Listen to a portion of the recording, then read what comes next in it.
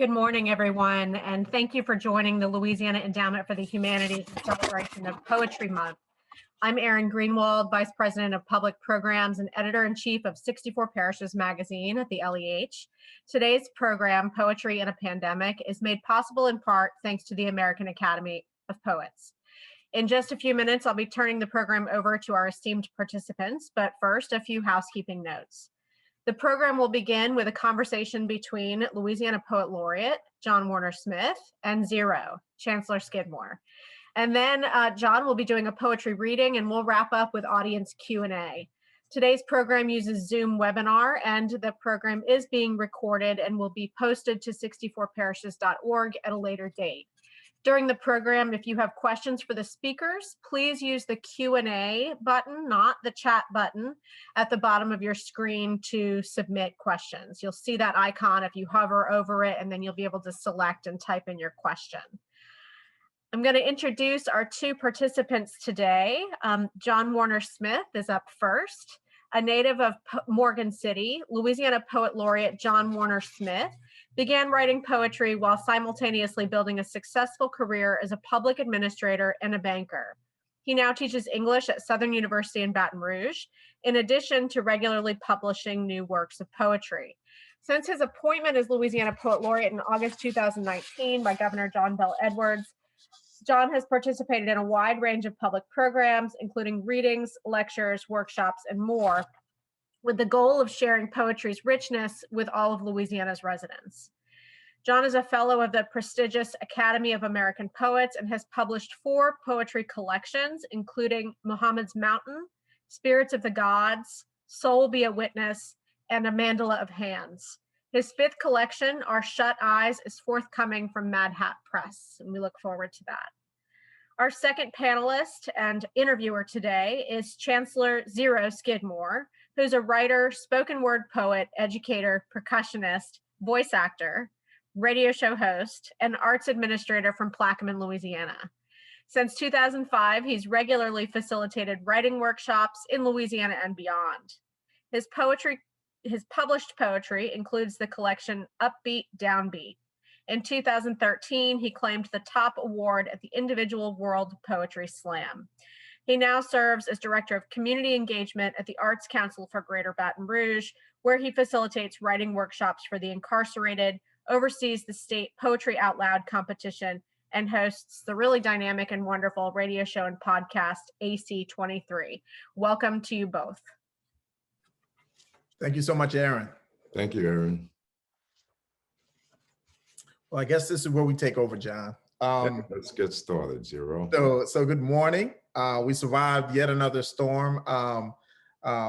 Pretty hard last night, but this is our second attempt. We had to reschedule, if anybody didn't know, because that really bad storm a couple of weeks ago knocked out a lot of our communication. But we're so excited to be here. I'm so excited to be here, and I get to talk to my friend, a longtime friend, and he's been an inspiration to me long before we were friends, because when I first got onto the poetry scene here in Baton Rouge, John, you were the first poet who looked like me, Really? who was taken seriously, I would say, as the real deal. You know, I was like, this guy's the real deal, and he's, you know, that's a brother up there reading poetry. And I couldn't do it the way you did it, xero. I mean, I couldn't.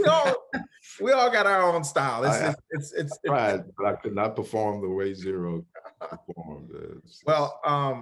Yeah, I just want to say I'm so excited and honored to be here with you this morning. And so I know we're going to run out of time before we know it. So I really want to get into this conversation about your amazing tenure as Louisiana Poet Laureate. So just for some context, like the usual duties of the Poet Laureate is to perform poetry at, I guess, like state functions, create poetry for state functions, maybe do some workshops. Am I missing anything? Well, that in addition to working with 64 parishes and recommending some poetry each quarter for the 64 Parishes magazine that's sponsored by the LEH. And so I've had the privilege really of recommending some outstanding poets for the journal, and it's really been uplifting for me personally. Well, you were selected in 2019. Mhm. You get this gig, and what's going through your mind as far as like what you're looking forward to doing as State Poet Laureate at that time? Yeah, well, my very first uh, appearance was shortly after I was appointed, and but it was an event that had been planned long before I even knew I'd be poet laureate. I did a reading at McNeese, and it was about a month after I was appointed, and even before my official reading at the LAH. So I mean, to walk into that room as the poet laureate, it was almost unreal. It was kind of surreal. It's like, wow, okay. When they asked me to come here, I was just, I'm the McNeese grad, the poet, but to stand there was, I don't know, it's hard to describe, and so that was the beginning of that journey for me. And then after my inaugural reading, I immediately got on the road and started traveling across the state of Louisiana. Requests were coming in, and anybody who asked, I said, yeah, I'm coming, right? and I read in front of audiences of, several hundred people to 5 or 6 people. I wouldn't turn any requests down. So that was the beginning of it, and it continued until, of course, I guess around March of last year, when things began to shut down because of the pandemic. But it didn't. The venue just changed. The format changed from in person to virtual, and I continue to engage virtually with organizations. Well, you make it sound like a really smooth transition from there's no pandemic to, oh no, there's a pandemic. So what was that transition really like in terms of, I know a lot of us were like, okay, there's this thing, maybe we might get sick, we don't know. Information is still coming out. Was it really a smooth transition from personal performances or readings to more virtual stuff? Yeah, it was pretty smooth for me. I mean, my wife and I just kind of quarantine ourselves, and I also teach, as you know, and so my work as a teacher changed, from in person to online instruction, and that was probably more challenging for me than just the poet laureate work, switching, changing more to the virtual format. But April last year, I had several really big reading events planned, April and May of last year, and those just went away. It was too late in, I guess, in the process, and that's at that stage to kind of reformat those engagements to the virtual world, and that was somewhat disappointing. But then it kind of got back on track after May, and last summer was pretty busy. The fall, and here I am still, still going with it, and looking forward even to the remaining 4 months of my service, doing some readings. Well, that's awesome. I'm glad you were able to make such a smooth transition. What were some of the most precious moments or opportunities during that time when you went virtual? You were maybe not able to visit a lot of universities, but could you tell us about one that really stands out? Yeah, well, early on in my tenure, I think it was in November, in fact, of 2019, I was invited by the Iberia African American Historical Society based in New Iberia, to participate in an event that was going to commemorate the 75th anniversary of the expulsion of Black leaders from Iberia Parish. 8 Black leaders, 4 of whom were doctors. In fact, literally run out of town and never came back. And they asked me to compose an original poem for that event and to read it, and I said, wow, that's a pretty big challenge, but the experience was just, I got more out of that than I gave, to be honest with you, Xero. And that was, probably for me personally, one of the most memorable experiences. But there were so many others, being able to go online and do workshops with students, was unbelievably inspiring for me to just sit there at the computer and work with high school students. I did a couple of those, one for students in St. Landry Parish, and then another for students at LaGrange High School in Calcasieu Parish, and the LaGrange workshop was all day. It's like, I don't know, maybe 6 or so classes, students would just roll in and out, and we literally worked. They wrote poetry right there on the spot, Yeah. And I said, man, that's and then what we'll end up with the LaGrange project actually is a chapbook that we're working on of their poems, of those student poems. So there probably were, I don't know, maybe 70 or 80 students that came through that workshop that day, man. And that was just, I couldn't have imagined that kind of experience when I was appointed. And so I got so much out of that, so much more than I gave, really. Those are just a couple that I can share with you, but every one of them was really special. I mean, just to, especially, when I was face to face, walk into that room, and even if it were just 5 or 6 people, just to stand there and gaze into the eyes of those folks, and amazed that they would even show up, to hear me read poetry, did so much for me. Yeah. Well, that's awesome. So you used that phrase twice, and so now I got to go into it. So you said, I got out of it more than I gave. So, like, if you could put some language around, like, what you got out of it, like, yes, would it be like hope or inspiration? Well, it was more,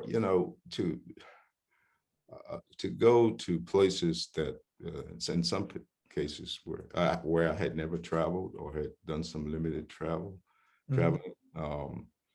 and to meet new people. I remember this Shreveport experience. Well, it was my wife always traveled with me. We went to Delta Community College, I think, on the first day, and then got on I-20 and that evening and went to Shreveport, spent the night in Shreveport. But I read, it was a reading sponsored by the Arts Council of Shreveport. And to be up there in North Louisiana, and I seldom travel in that direction, right? And to do it in one day, a day and a half or so, and to just meet, it was almost I guess a kind of a rush sort of experience. All these new people, I'm in these rooms, I'm reading different poems, I'm meeting new people. Yeah, it was, I guess you can describe it in that sense. It was inspiring, but I learned so much too. You grow through all of that, through those experiences of meeting and interacting with people whom you wouldn't normally meet and interact with. Awesome. And yeah, I think looking back on that now, you got this chance to travel right before nobody was able to travel anywhere. I mean, it gives you a different Yeah. appreciation for just being able to go travel somewhere.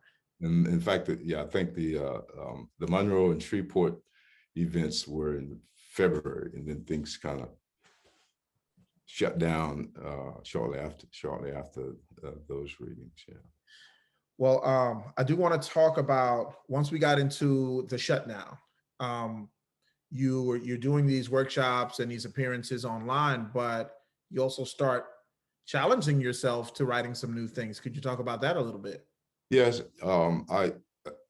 it was tough. It was hard to really write poetry after the pandemic. I don't know. Of course, I was actually waiting for my fifth collection, and there was still some editing that had to be done on that project. You know, so I played with that until it got to the point where the publisher said, "Okay, let's go to print." And in fact, it was just released this month. But sometime back in maybe around this time, probably April, May, I just I picked up a pen, pencil, and started writing different things, And I had written many years ago, long before I even thought I was a poet, a play. And I sent it to UL Press, and it says, "Well, it's too big of a story for the stage. Why don't you write a novella? Why don't you?" I said, "I don't have time for that, right?" Plus I was still teaching, and then I decided, well, yeah, why not, huh? And so I sat down and converted that play to a novella, and they took the story and have agreed to publish it, and the book should be out at the end of this year. And the story. It actually reenacts a murder trial that took place in 1922 in Lafayette Parish, where this young Creole farmer was tried for murder. And it also sort of chronicles the rise and fall of the Ku Klux Klan in those years, at the turn of the century, in the early 20s. So, and then after that, I did that. For some reason, I'll be honest with you, I don't know. I just kept writing, and I wrote a novel that I won't go into detail about, but I'm still trying to find an agent for it. Yeah. And then I started on a memoir, right, which I got bored talking about myself in the book and put that down when I got about 2/3 into it. But it'll come back. I'll get it done eventually. But yeah, so I don't know if it was, I'm sure the pandemic had a lot to do with that, I was just about to ask you, do you think you would have done this writing if it had not been for the pandemic? I don't think so. I don't think so. I think it was because, I was just sitting alone more with the laptop on my lap, and really not interested in writing new poetry. And just, it was because I think I was sort of locked down in a sense, sitting on my back patio. But I lost a lot of sleep, or I slept a lot less Really? in those months, because the writing, it became almost I guess you can say an obsession. It's like the stories just took control of me.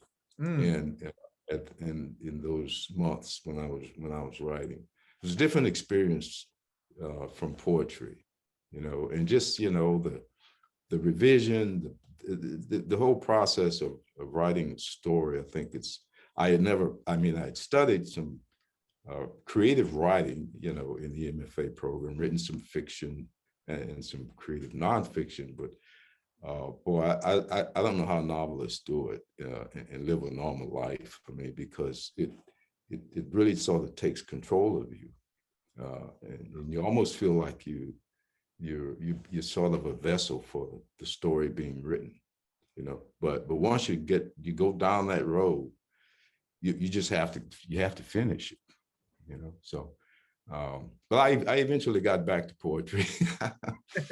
Yeah. Well, and you've never had this experience. You've never felt like a vessel for a collection of poetry to For get out. poetry, yeah, for poetry, yeah, but in a sort of different way, you know.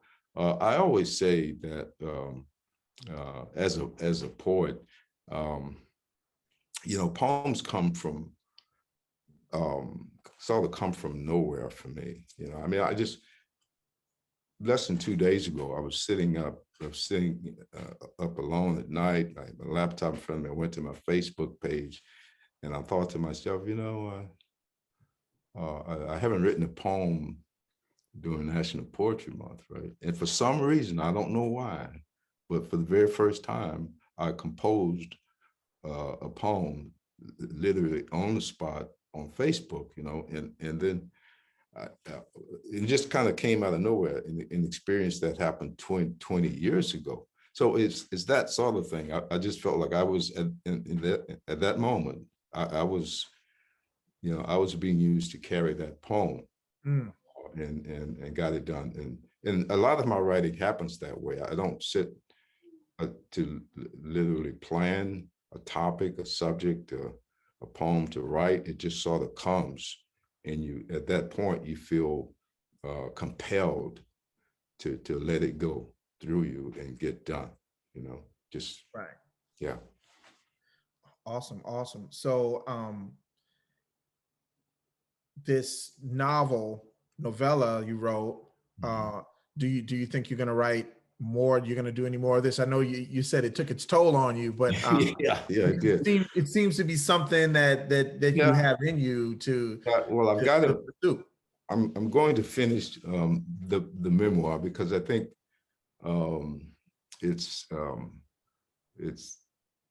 something that has to be done, and I'm really not writing and sort of I'm writing about me, but it's, you know, it's not an autobiography.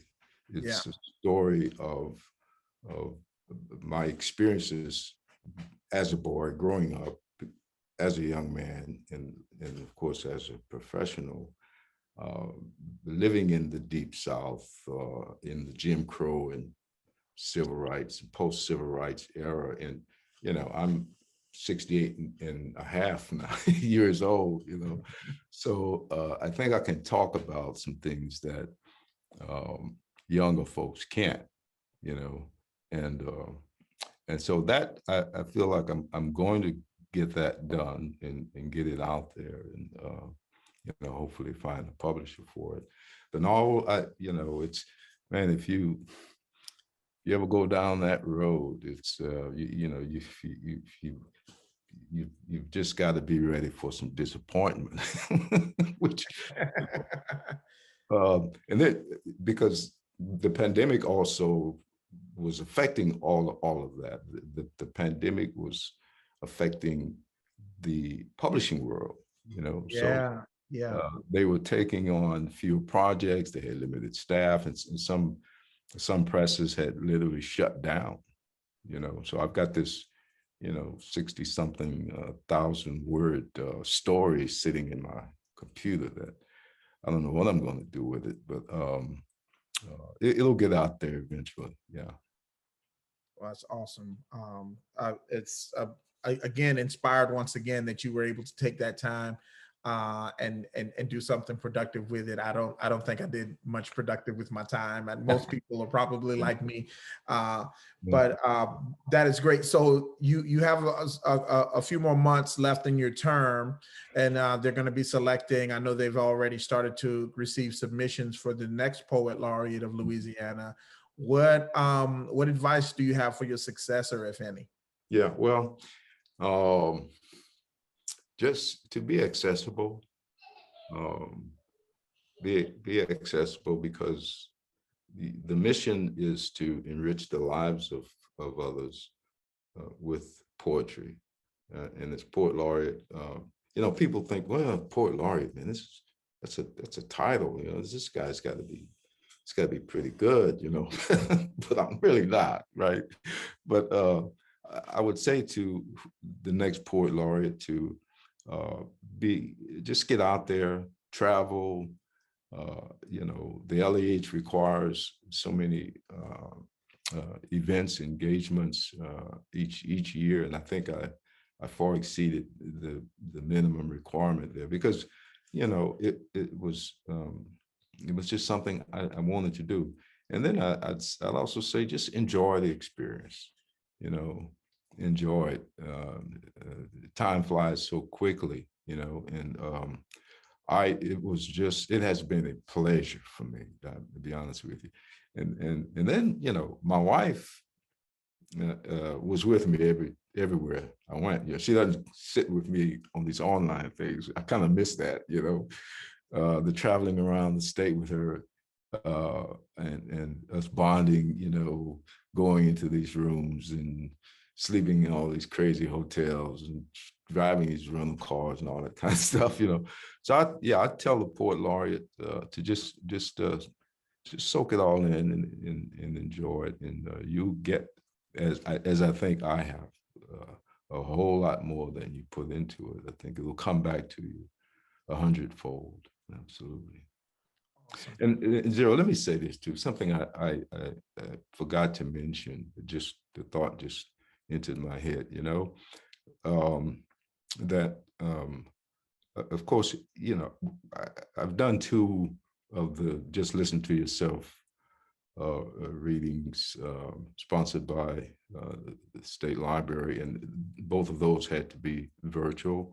You know, the Louisiana Book Festival was canceled, and so I missed that opportunity. You know, but you know, when you can connect with other poets and some new poets whom you really didn't know were out there and who were just doing great work. I mean, that to me was another one of the, you know, I guess one of the benefits of being poet laureate, where you get to meet, even if it's virtual, these new voices. And it's been a pleasure. I mean, I just recently connected with a poet named William Jefferson, you know, who found me because he saw that, well, there was a Black man who's poet laureate, right? Yeah, and so he dug me up, you know, through my Southern University email, and it turns out that, you know, he's a Southern grad, a Harvard Law grad, a former, you know, a politician, state senator, and U.S. congressman, you know, but more than anything, he's a gifted writer. And I wouldn't have known that. I wouldn't have found his work had I not been poet laureate. So these sort of unexpected things come that become a gift to you more than the gifts that you share with others, that I appreciate more than anything, those kinds of experiences. Yeah. And so to the next poet laureate, expect that. Expect the unexpected, you know, because some things are going to happen that are just going to sort of come out of nowhere, that are going to enrich you as much as you work to enrich the lives of others. Well, that's a beautiful, beautiful sentiment. Some great advice for whoever that fortunate poet might be. We are right at our time to hear some poetry. Okay. And for everybody out there, there's going to be a Q&A after the reading. But John, if you want to set up each poem one at a time, or if you want to do a big setup before you just go into a flurry. There might be, there might be 1 or 2 that I'll maybe share a few notes about, but I will say that these are all poems in Our Shut Eyes, my 5th collection that was just released by Mad Hat Press this month. People tell me that they have my book, right? And I don't have the book.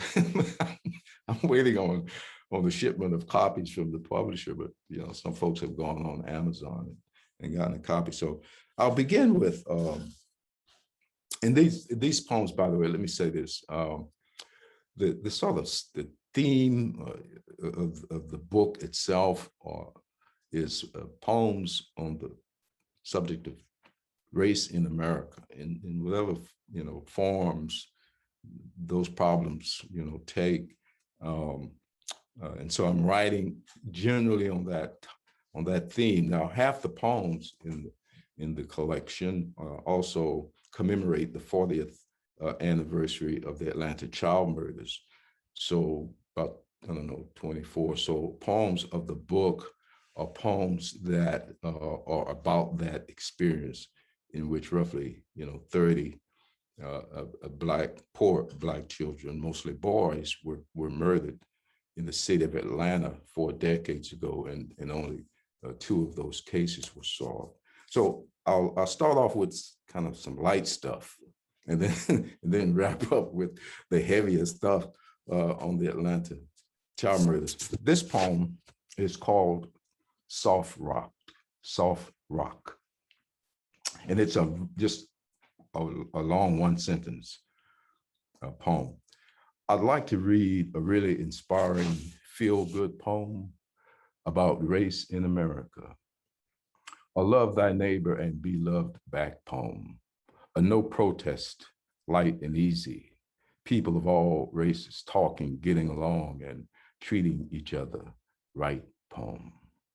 That makes me reminisce about post-civil rights college days, when I bought LPs by Elton John, Rod Stewart, Carole King, America, the Eagles, and Chicago.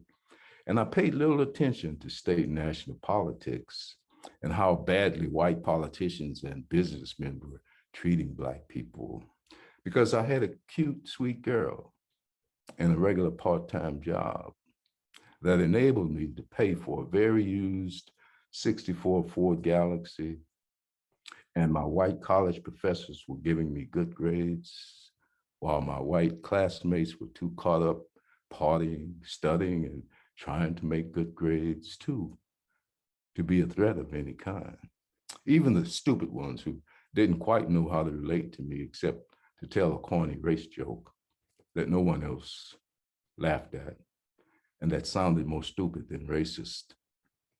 Even when I pushed back quietly, relishing those carefree days when I lived rent-free with my parents in one of those mostly white transition neighborhoods, where the neighbors seemed to be nice, decent, working class people who, like my parents and me, didn't seem to be concerned about who lived around them and what color they were, except for the Black guy next door, who had just moved in from a small rural town and painted my parents' fence the lime green color of his house, and who called the cops one Sunday afternoon when I invited a few friends to hang out in the backyard, play spades and dominoes, sip cheap port wine, and turn up the volume on some soft rock white music.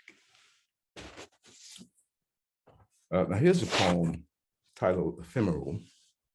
And always, in every collection of mine, I've got poems dedicated to my father, the man who raised me, my grandfather, and my stepfather, and even a few poems about my natural biological father. But Ephemeral is one that's dedicated to my grandfather, who, by the way, was illiterate, didn't know how to read and write, had spent some time in prison for manslaughter when he was a young man. This was the man who had raised me in my early childhood years. Ephemeral. I picture my grandfather, Andre, awakening to thunder rattling his heart, how he stumbled blindly out of bed, down the hallway to his bathroom, then with trembling, aching hands, opened a cabinet door above the sink and reached for a vial of pills miles away. That quickly, his garden wilted. What did he see? Where did he go when light burst up from the ground and petals dropped like spring rain?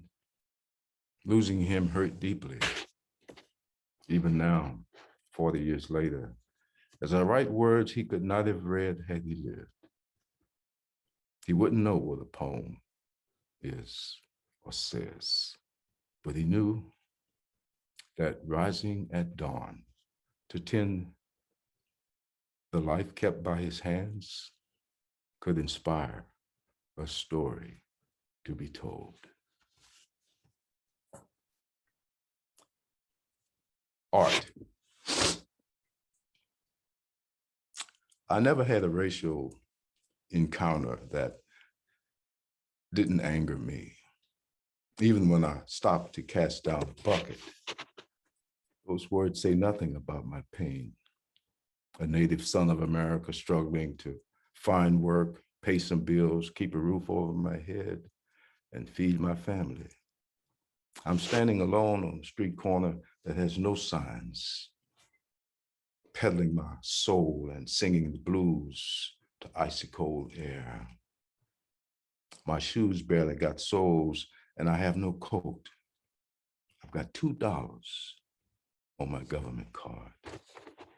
So if you find my verse too void of verve or my painting of raised fists too racial and black, hell, light a fire, let art burn. Okay, I'm going to switch over now and close out with a couple of poems commemorating this really horrible event or series of events that took place 4 decades ago. It's difficult as it is, to write poetry about the death of so many children. I felt it was important for the world to remember and to never forget these children and their families. I'll begin with Our Shut Eyes, which is the title of the collection. 1979, 4 victims. We speak of horror as numbers,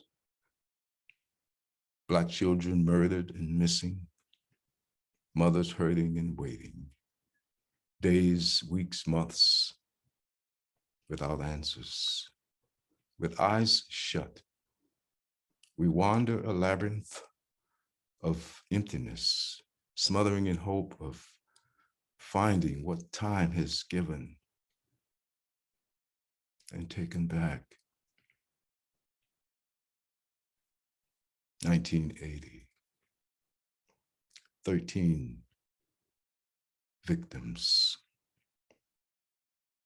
Like sky caves of silence, mornings never dawn. Rumors loom of shadows lurking, hooded nights.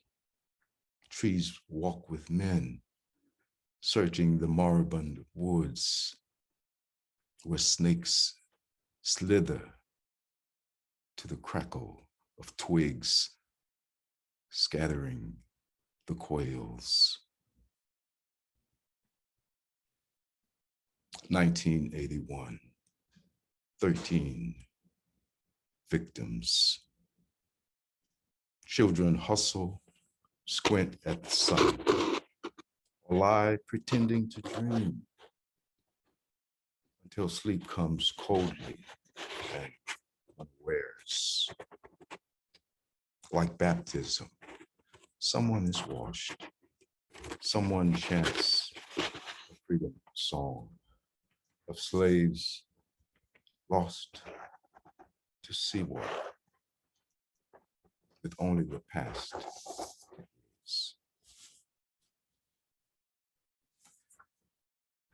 Um,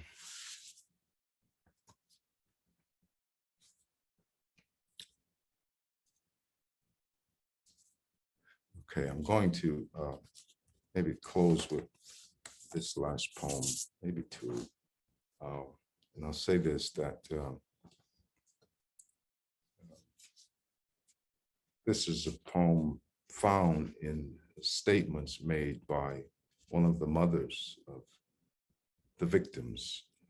Her name was Catherine Leach Bell, the mother of Curtis Walker. It's a difficult poem for me to get through, but bear with me. The poem is titled Face.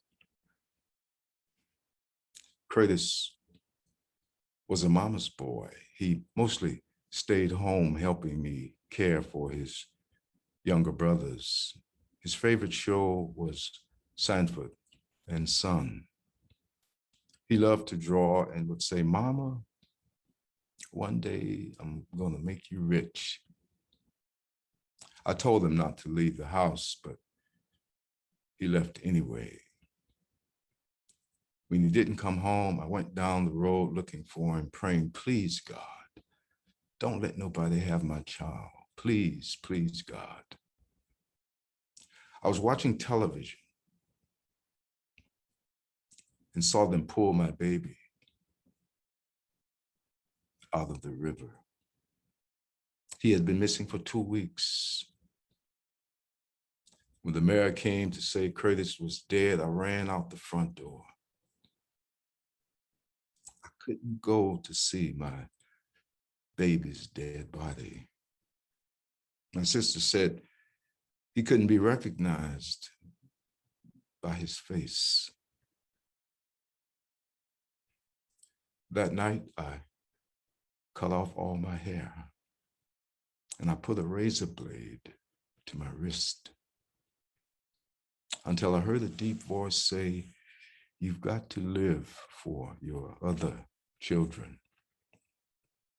At the funeral, all I could do was close my eyes and picture Curtis the last time I saw him. When he left to go down the street and carry groceries to earn a few dollars, all I could do was close my eyes and imagine his smile and laughter. I only have one photograph of Curtis. My kids took the others away to help me deal with the pain. For years, I slept with that photograph, woke up holding it, cooked with it in my bosom. Curtis will always be in my heart. For the past 36 years, I have dreamt of him. In the dream, he's smiling and laughing, as if he's in the room playing with his brothers. But I can't see or remember his face. He's there, but not there. And I wake up praying, "God, show me his face." I go walking down the road in tears praying, "God, show me his face." Okay, I'm going to end there with that poem. And I understand there was some, I guess, some feedback that was coming through the microphone. I'm not sure how good the quality was, but sometimes machines do weird things, you know. But yeah, Xero, I'm done with the reading. I'm open now to any further conversation or questions from anyone. All right. Well, bravo. That last poem. Whew, they're all amazing, of course. So yeah, thank you so much for sharing that work. I can't wait Hopefully I don't get my copy of the book before you get yours, but Yeah. if I do. Yeah, let me know. I'll sign one for you. Of course, of course. So I'll just start at the top with these answers. This first one, I love your poem, Stars. At the end of the poem, you ask, what's loose, what's broken, what's gone wrong, and what's the fix? Do you have poems that follow or address what you addressed in Stars? Oh, yes. Oh, yes. Actually, Stars appears in another collection, but you know, I wrote a series of poems some years ago, sort of on this this subject of, you know, Black boys and young Black men struggling in many ways, you know, with themselves or struggling with the challenges that society gives them, brings to them, even, you know, police confrontations and brutality, in some cases killings, you know. And so, yeah, and in fact, you know, the Stars was one of those poems that, you know, sort of, I didn't sit down to write. I was in New Orleans very early one morning at a McDonald's, 7:30 in the morning. And I was just there to, you know, to eat a little sandwich and drink some coffee. And these two Black boys came in, and that, you know, the poem just kind of, I started writing. I was sitting literally in McDonald's, and I finished it. I got to my car, and I had a meeting at, I think at 9 o'clock. I had to go. So I was trying to get as much down as I could before I take off to go to my meeting. But yeah, I've written a number of poems like kind of on that theme of stars when in speaking, and I'm speaking more, I think, you know, xero, into whoever asked that question to. That was Terry Jude Miller. Terry, yeah, Terry. I'm speaking to the soul of boys and of young Black boys and men, and you know, because I'm one. I was one. I have, in fact, 9 grandsons, all boys, and 1 son. You know, so I kind of have a little bit of experience on that. Awesome. I'll move on to the next question. This is from Martha Garner. Hey, Martha. Hey, Martha. She wants to know, how do you select the poets for Just Listen to Yourself? Well, it's a little process, you know, and I work with Jim Davis, director of the State Library and the Louisiana Center for the Book, on that project, you know, and, you know, we typically go with, you know, some poets who either, you know, established, published poets or new poets, you know. And this year, we sort of talked about, well, maybe we should have a few poet laureates on the panel, and I, you know, kind of pushed back on that idea and said, well, you know, there's so many new voices out there that need to be heard, and let's give them an opportunity to be heard. And I'm so glad we did. Of course, we were able to partner with the LAH in doing a follow-up to Just Listen to Yourself, and kind of a retrospective of that poetry reading series that's going to be, I think, broadcast, I want to say next week, I believe, one day, with all the former poet laureates. So I'm really excited about that. But yeah, for the panelists, you know, we just reach out to Jim, you know, sort of comes up with a list of names, and then, you know, I'll look at the names, I'll do a little study on their work, read some of their work even, and then invite them in. And we had just a great panel this year. I hope you go to the YouTube on the site of the State Library of the Louisiana Book Festival and hear those readings. They were powerful. Really. Awesome. We have a comment from Deidre Payne, and then we have a question from Deidre. So the comment, she says, I disagree with you. You are a very good poet. I have read some of your work and will look for more to read. You are an accessible poet, and that is sorely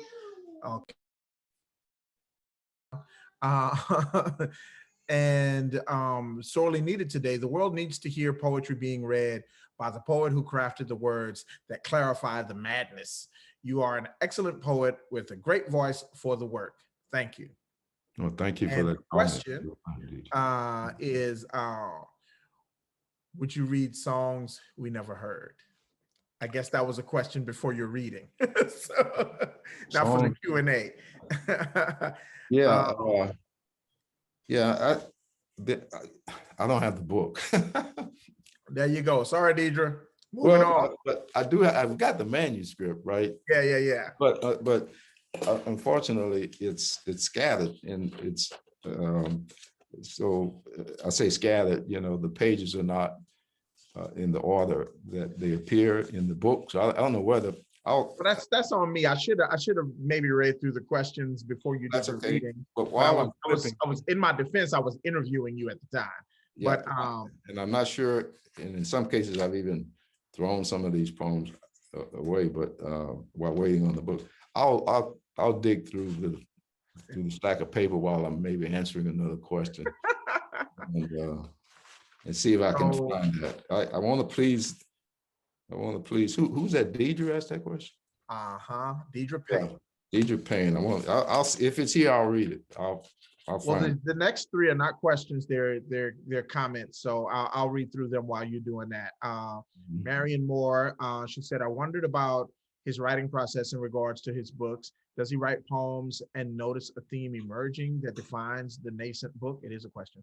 Or does he sit down and pick a theme and start writing poems for the subject matter? It sounds like the book about the children in Atlanta was really planned to be that. I have to say how effective the work is. Thank you. Thank you. Yeah. But you know what? And let me say two things. One, songs we never heard. I'm confusing that poem with a new poem in the manuscript. But Deidre, is songs we never heard? Is that in A Mandel of Hands? It sounds like there's a poem with a similar title in the new manuscript, but I believe Songs We Never Heard is a tribute to Black mothers that appears in A Mandel of Hands, and that book is in another room. Which I can. No, it's actually, I think it's behind me, but on the bottom shelf, and I'll have to dig it up. But let me answer this question, and then I'll maybe try to run and grab that book instead of flipping through this big old stack of paper looking for. She has posted the poem. She said, forgive me for putting you on the spot. This is it. And starts with, well, why in her dying days did my grandmother? Yeah. Okay. Yeah. That's in the Mandel of Hands. Yeah. But there's all right. Well, we're sorry, Deidre. I'll dig it up in a minute and read it. But in answer to the other question, yeah, in terms of each book is different, and I can talk about each one in a different way. It is different in the sense that the books are, the subject matter generally is kind of different. A Mandel of Hands was partly my MFA thesis manuscript. And I had a body of work that was outside of the manuscript that I, combined with the thesis manuscript and created that book. And it was interesting because the title, I didn't have a title for the book until after I had read the poems of the book over and over again, and then the word hands, kept coming up over and over again. So it's, oh, okay. And in working with Dr. John Gary at UNO, the chair of my thesis committee, we came up with that title. But and I won't go into the symbolism of the hands itself, but that had a lot to do with the creation of and how the book was really put together, the creation of the whole product.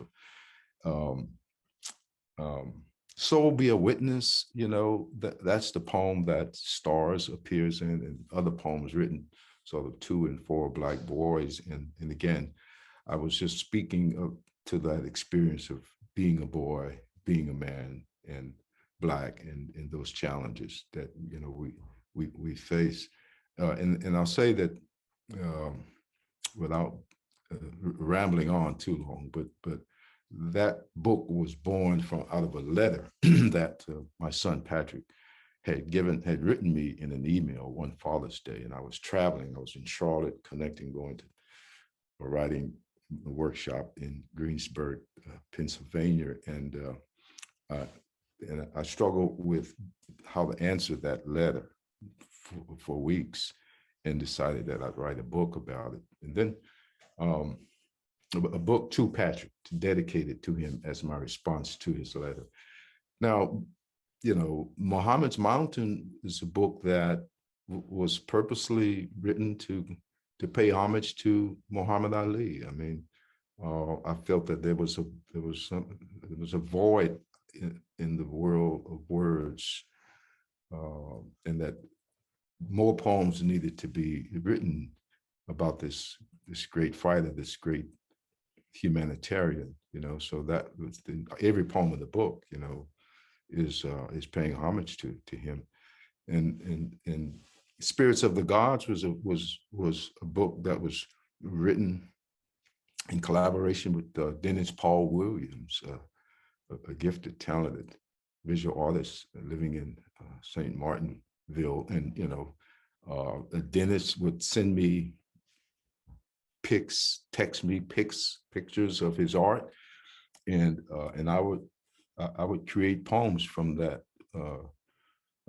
art, and that this went on for, I don't know, 7 or 8 months, until the book was done. So every poem is a reflection for me personally of his art, but inspired by his art. So in the poems, like his art, they're kind of all over the place, but that's how the book was created. So this latest collection, again, it didn't start out I didn't start out writing about the Atlanta child murders. In fact, the book was originally conceived in my mind as just going to be a collection of poems, and perhaps even both new and selected poems that I'd written previously on the subject of the race problem in America. And then I looked at, I don't know, the calendar one day and said, oh gosh, 40 years since the Atlanta child murders. And I remember where I was in those, over that 2-year period of time. And, I was a young man with a young family, and how that experience affected me, and decided that I just needed to get that out. I needed to change the format of the book entirely to get those poems in there. And of course, they still fit the overarching theme of the book, because it's no accident that these children were all Black, that they were all poor, and that I think only 2 of them were girls who were murdered. So yeah, that's it. Go ahead and ask the other question. I'm going to dig up that book. Well, we have some compliments here from Denise Faulkner Edwards. She says, thank you. Your season was amazing. She's with LEH, and enlightening and challenged and pulled heartstrings. We have Pat Austin, who wanted you to speak a little bit about your revision process, which I don't know if you've talked about yet, but Yeah, and we also have Petrushka Moyes. Hey, Petrushka. Bruce, She wow, asked, how did the pandemic challenge your creative process? I think you did talk a lot about that during I your did. interview. And what was your workaround to staying connected in being creative? So yeah, revision process and how do you Yeah, stay creative?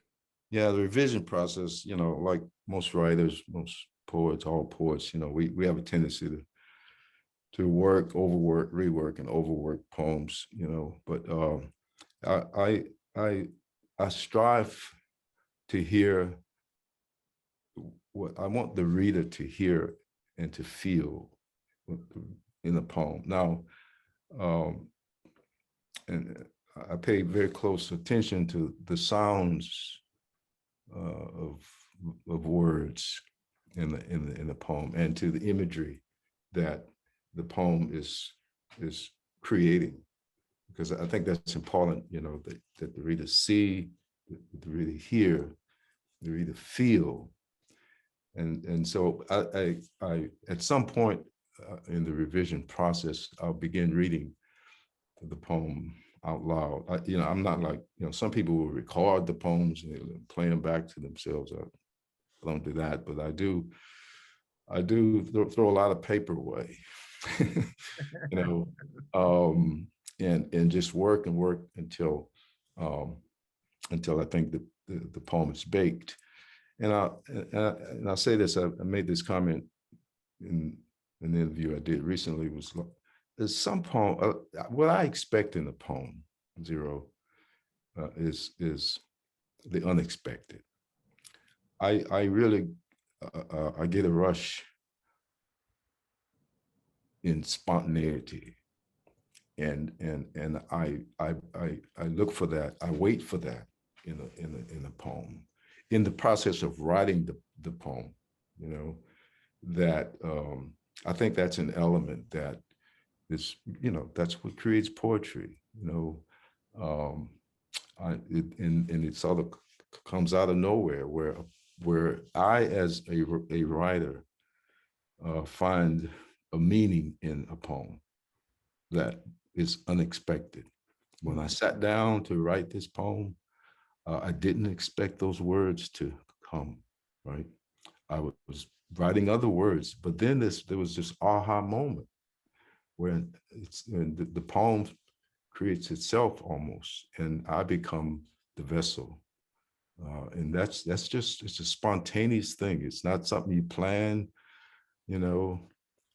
It just, you know, that's, I think, part of the gift of poetry that comes to the world, you know, that it's not something we can always sit in, you know. We can craft, we work on that, you know, we try to fine tune that as much as possible. But that element of spontaneity, when the poem takes on a meaning that is totally unexpected, surprise, Yeah. thing is that again, I love that in poetry. And I expect it when I sit and I say, okay, I know you've got something ready for me. I don't know what it is. Let me give you this one example of that happening. I wrote a poem one day. I was in a library downtown, you know, that, I don't know if it's still open. It was kind of a temporary location for the public library downtown. And I just walked in, you know, and just sat down and looked around. It was on my lunch hour. I was killing some time. And I looked on the wall and I saw artifacts of old paintings of, you know, early library life. And I created a poem called Artifacts.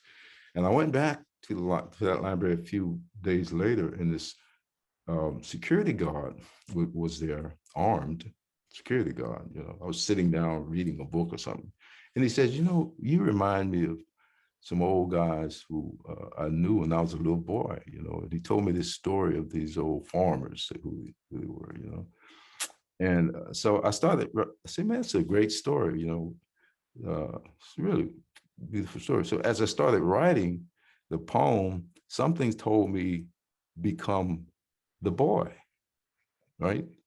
And I said, oh, okay. So just he's not in the poem at all. I'm the boy, right? And it's that's how things happen with poetry, I think sometimes. Well, thank you so much, John. We've Yeah. reached the end. I know we're running out of time. Do I have time to read the songs? Well, I've been told to wrap up. Okay. Oh man. Yeah, and so the next time that you become poet laureate again, and they interview you, songs we never heard. Yeah. we're gonna make sure we read that poem. To everybody who posted comments and questions, I'm sorry we couldn't get to all of them, but John will be able to go back and look at them and maybe hit you up via social media, whatever. And John, thank you so much. I'm going to turn everything back over. Xero, I thoroughly enjoyed the conversation. Wish we had more time. Thank you. We had more time, and there would be more times. There will be more times. So I'm going to turn it back over to Aaron Greenwald with Louisiana Endowment for the Humanities. Thank y'all. Thank you guys so much for a beautiful program, John. I've really, truly enjoyed working with you and getting to know you, and Xero. It's been great getting to know you as well. And I know that we're going to hear from both of you a lot more in the future. I wanted to mention that the LEH's next public program will be on Thursday, May 20th at 6 o'clock. It's a conversation with historian Joshua Rothman on his brand new book out this week, The Ledger and the Chain: How Domestic Slave Traders Shaped America. I think it's going to be a really profound conversation. So please register for that. It'll be live on a Zoom screen near you. And we all are looking forward to a time when we can start holding public programs in person and seeing each other. But in the meantime, have a wonderful weekend, and thank you for joining us.